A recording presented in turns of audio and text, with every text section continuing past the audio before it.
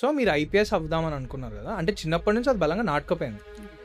So ఒకవేళ మీరు IPS అయ్యి ఉంటే వాట్ ఎవర్ యువర్ గోల్స్ అప్పుడు, అంటే సరే చిన్నప్పటి నుంచి మీకు అది నాటుకపోయి ఉంటుంది, బట్ అయితే నేను ఇట్లా చేద్దాం అనుకున్న సొసైటీ, అట్లా చేద్దాం అనుకున్న సొసైటీ, కానీ ఎప్పుడైనా ఏమన్నా థాట్ ఉండనా మీ లోపల యాజ్ ఎ టీచర్గా అవేమైనా మీరు అచీవ్ చేయడానికి ట్రై చేసినారా? ఒకవేళ చేసింటే వాటర్ దోస్.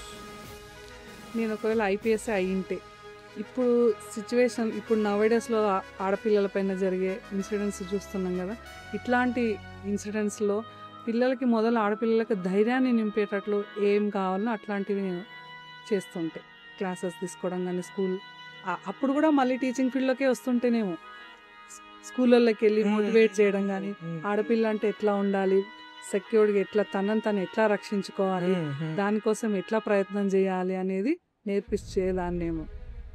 కానీ ఇప్పుడు అనుకోకుండా ఇక్కడ వచ్చాను కాబట్టి ఈ లైన్లో కూడా నేను చాలా ట్రై చేస్తానే ఉన్నా. ఇప్పుడు బేసిక్గా చిన్న పిల్లలపైన జరిగే అఘాయిత్యాలను ఎట్లా వాళ్ళు ప్రొటెక్ట్ చేసుకోవాలి, వాళ్ళని వాళ్ళు ఎట్లా ప్రొటెక్ట్ చేసుకోవాలనే విషయంలో కూడా నేను అప్పుడప్పుడు పిల్లల క్లాసెస్ తీసుకొని చెప్తా ఉంటా.